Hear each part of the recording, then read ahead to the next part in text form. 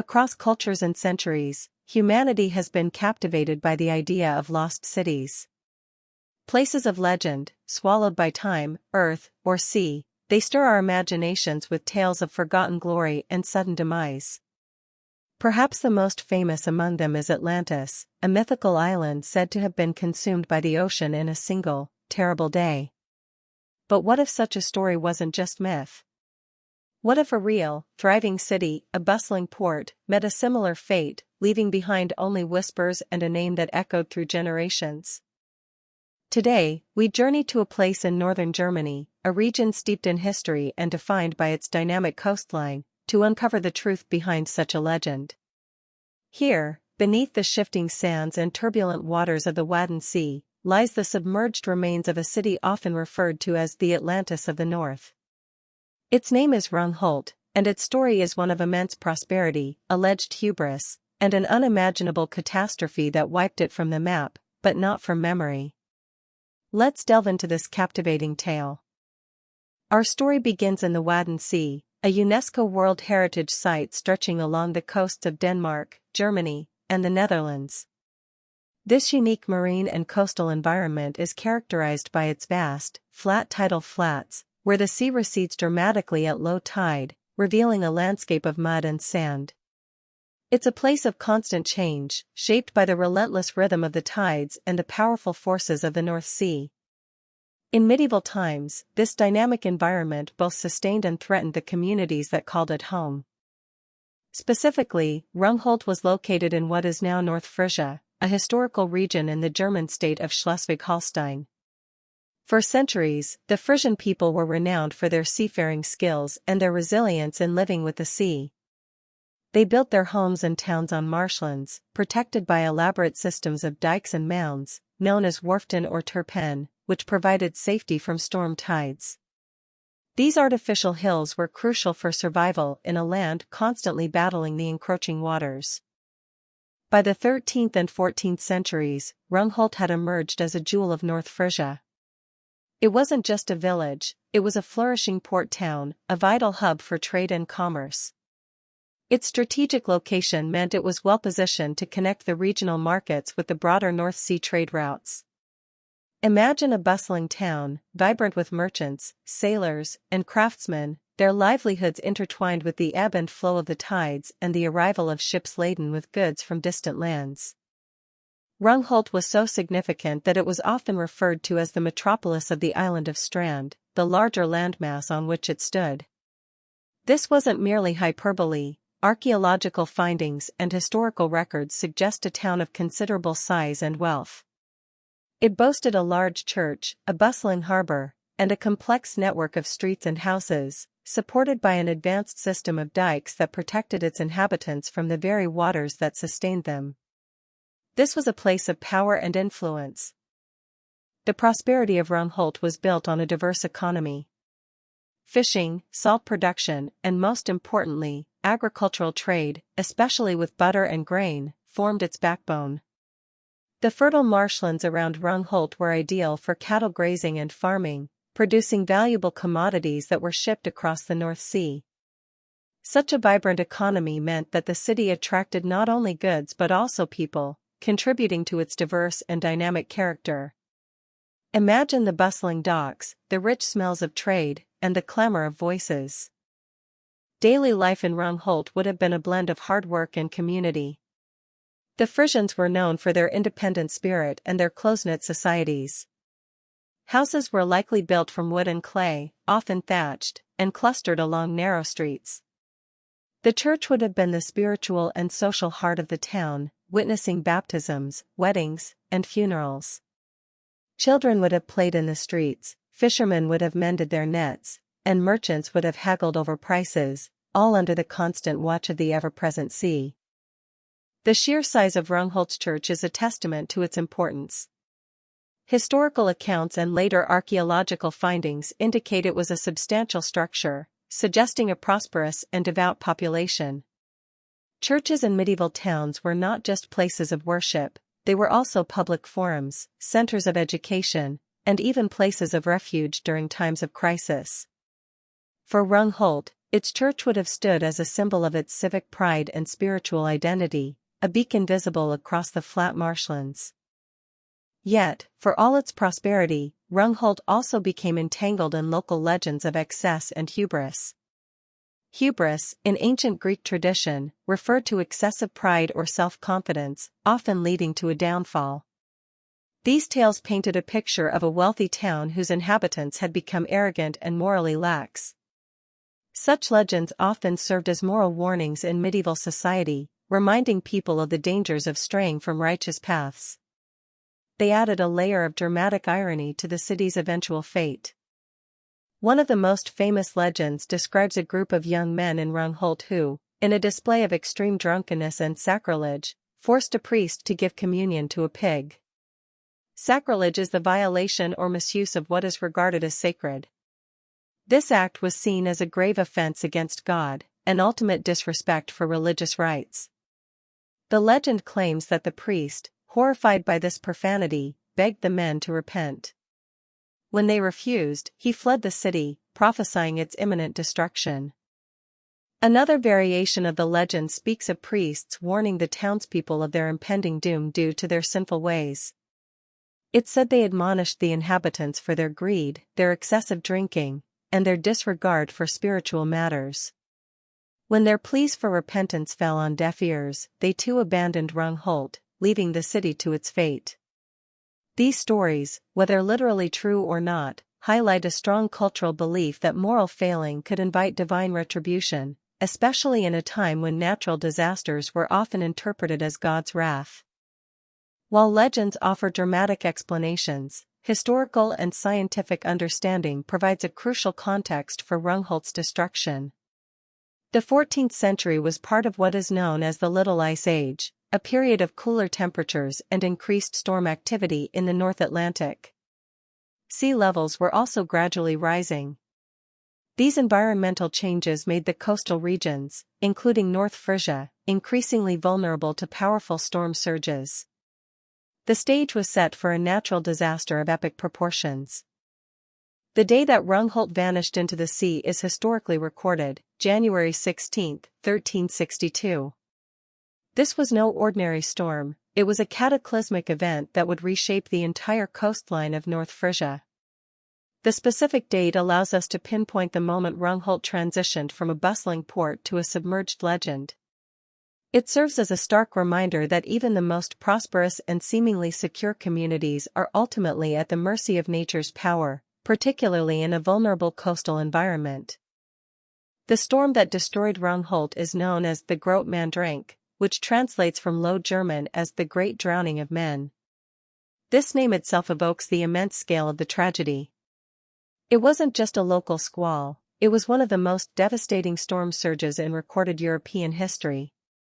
Imagine the raw power of the North Sea unleashed, a force that would forever etch itself into the memory and folklore of the region, reshaping not just the land, but the very identity of its people. A storm surge is an abnormal rise of water generated by a storm, over and above the predicted astronomical tides. For the Groot Mandrank, several factors converged to create a perfect storm. Powerful northwesterly winds pushed enormous volumes of water from the North Sea directly towards the Frisian coast.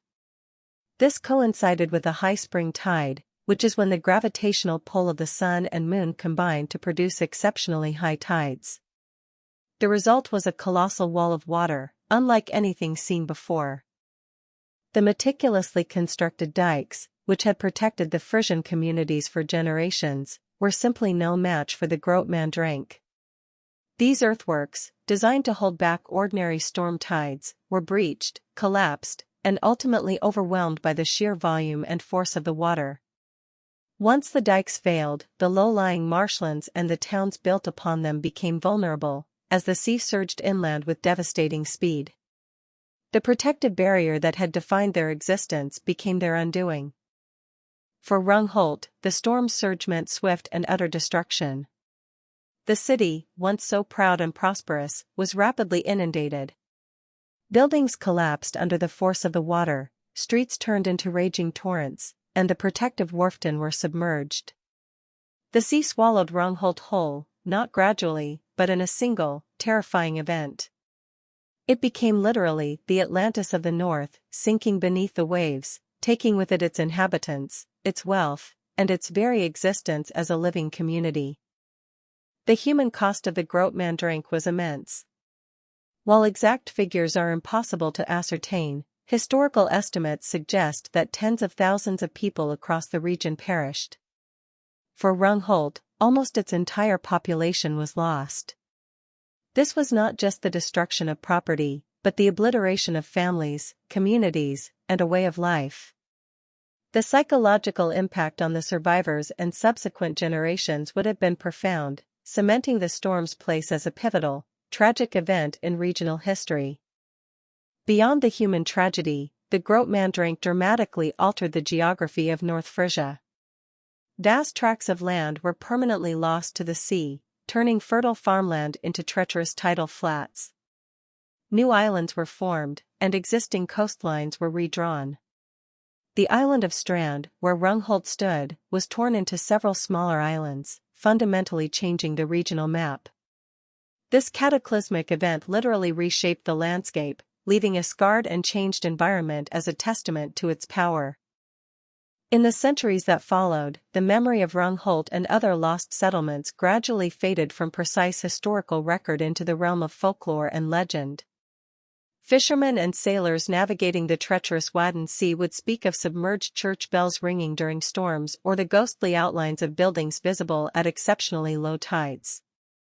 These tales kept the memory of the lost city alive, transforming it into a cautionary tale and a haunting mystery, much like the general myth of Atlantis.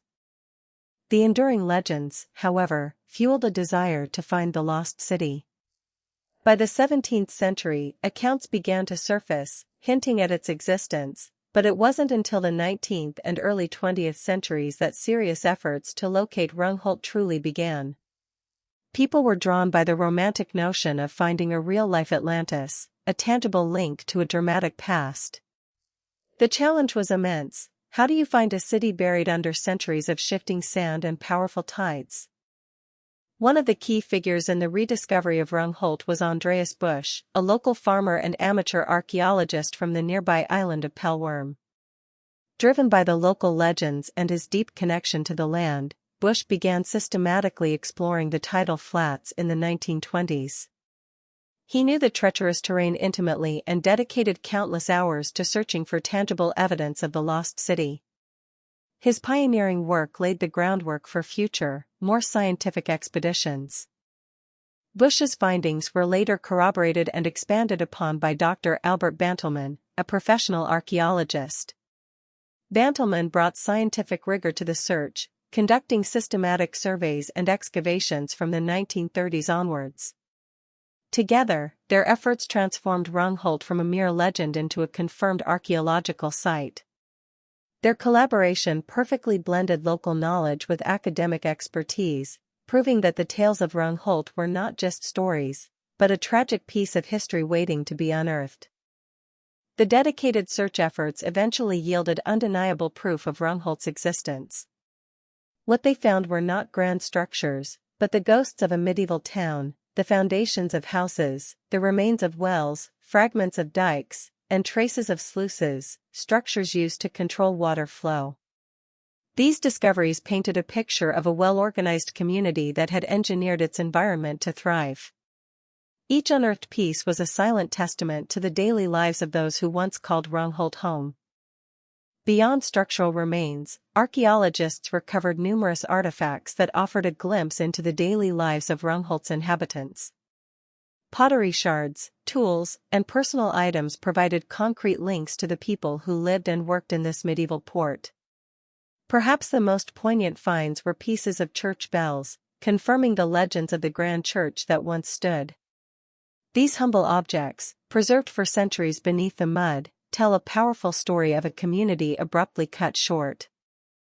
The unique environment of the Wadden Sea played a crucial role in preserving Rungholt's remains. The fine, anoxic mud, meaning mud lacking oxygen, covered the city quickly after its destruction. This oxygen-poor environment prevented decay, essentially creating a natural time capsule.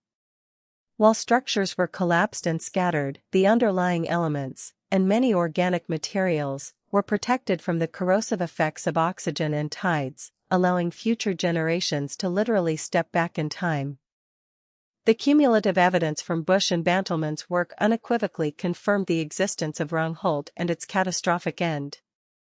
The legends, once dismissed as mere folklore, were shown to be rooted in a devastating historical reality. This confirmation solidified Rungholt's place as the Atlantis of the North, a city lost in a single day, just like its mythical counterpart. It's a powerful narrative of a thriving civilization abruptly wiped from the face of the earth by the relentless forces of nature.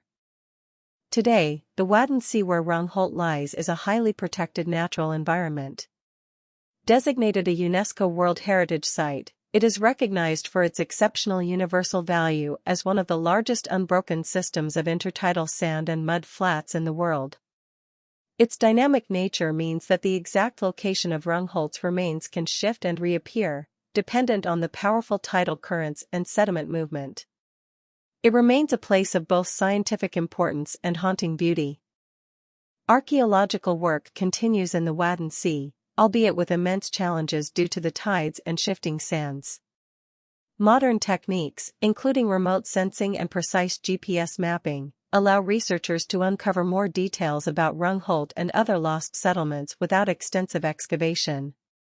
Each new discovery adds another piece to the puzzle, helping us understand the layout of the city, its size, and the lives of its people, even as the sea continues to guard its deepest secrets. Despite the confirmation of its existence and the wealth of archaeological findings, Rungholt retains an air of profound mystery. Why did the legends of hubris become so intertwined with its demise? How many untold stories and artifacts still lie beneath the vastness of the Wadden Sea? The fact that it can still be seen at exceptionally low tides, or felt by those who traverse the mud flats, only deepens its allure, making it a living ghost in the landscape, a true Atlantis of the North. The story of Rungholt offers profound lessons. It serves as a powerful reminder of the destructive force of nature, especially in coastal environments, and the constant battle humanity wages against it. It also highlights the resilience of communities that rebuild after catastrophe and the importance of preserving both historical memory and the natural environment. As sea levels continue to rise globally, Rungholt's tale feels more relevant than ever, a historical echo of potential future challenges. The enduring fascination with Rungholt, the Atlantis of the North, speaks to a universal human curiosity about what lies beneath, what has been lost, and what can be found. It connects us to a distant past, a time when life was intimately intertwined with the elements, and prosperity could vanish in a single, devastating moment. These sunken cities are not just archaeological sites, they are profound narratives, rich with human experience, hope, and tragedy. Rungholt is a unique testament to human endeavor and nature's raw power. It is a place that was lost, submerged beneath the waves, yet it has also been found, its story painstakingly pieced together by dedicated researchers and the whispers of time. It stands as a vivid, tangible example of an Atlantis that truly existed, a once thriving German city that now rests in the watery embrace of the Wadden Sea, forever reminding us of its tragic, yet inspiring, legacy.